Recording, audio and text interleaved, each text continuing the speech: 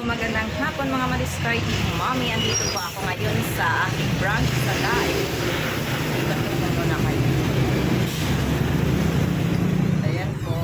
Maliit lang po itong bakery namin dito sa Daet. Ito po yung gusto kong i-share sa ating mga Mariscarte Mommy na meron pa ako dito mga palitang tinapay sa bakery. Syempre po.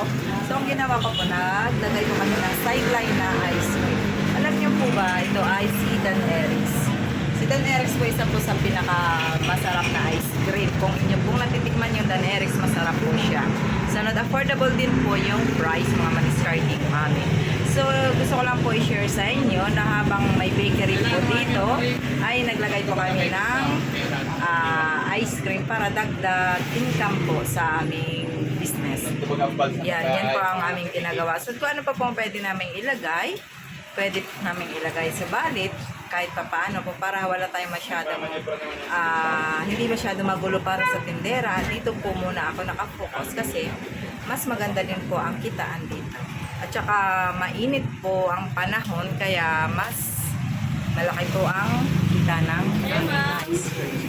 Yan po mga Mariscarte Mommy.